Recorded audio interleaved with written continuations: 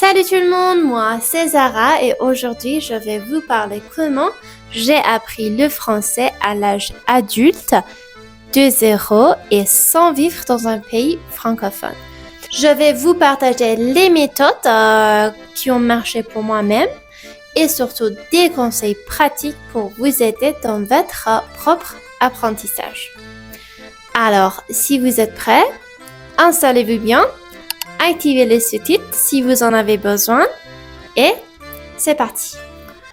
J'ai commencé à apprendre le français à l'université en 2016 j'ai étudié la traduction française à l'université et j'ai continué jusqu'à master. Mais honnêtement, ce n'était pas très pratique et je n'avais pas de bons résultats. J'apprenais beaucoup de théories, beaucoup de grammaire, mais je ne pouvais pas bien parler en français. C'est seulement après l'université que j'ai commencé à vraiment progresser et grâce à certaines techniques et méthodes et habitudes que j'ai mises en place moi-même. Tout d'abord, laissez-moi vous expliquer comment un cerveau d'un adulte comprend une nouvelle langue. Apprendre une nouvelle langue quand on est adulte, ce n'est pas comme quand on est enfant.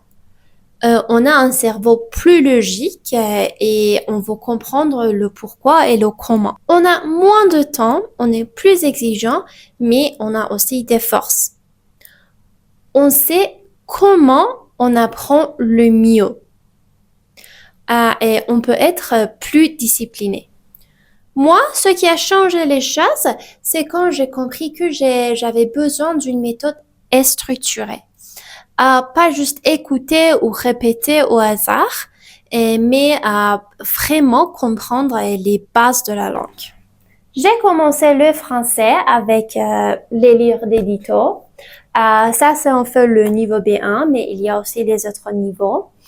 C'est en fait un très bon livre parce que il couvre les différents sujets et il enseigne le français avec les méthodes les plus récentes. Et ça, c'est en fait une méthode du français langue étrangère pour les grandes adolescentes et pour les adultes. Et en fait, moi, j'ai juste choisi un seul livre et je me suis tenue. Et maintenant, en fait, je aussi utilise ce livre dans mes cours. J'enseigne le français avec cette méthode. N'utilisez pas beaucoup de ressources. C'est une erreur très courante. Vous avez besoin juste un ou deux livres ou ressources pour apprendre le français. Par exemple, podcast ici, application là, vidéo YouTube, etc. Et au final, on s'éparpille.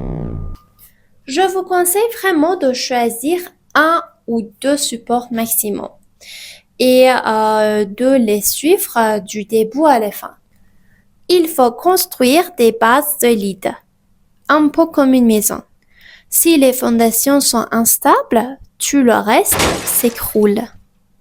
On pense souvent qu'on doit étudier 1 heure chaque jour pour progresser. Mais non. Moi, ce qui m'a aidé beaucoup, c'est de me dire, 5 minutes chaque jour, c'est mieux que rien. Il veut mieux faire un peu chaque jour que beaucoup, par exemple, 1 fois par semaine. Et surtout, trouver du plaisir dans ce que vous faites. Si vous aimez le procès, vous allez vouloir y revenir. Au début, j'ai essayé d'apprendre toute seule, mais j'avançais très lentement. Mais quand j'ai commencé à prendre des cours, tout a changé. À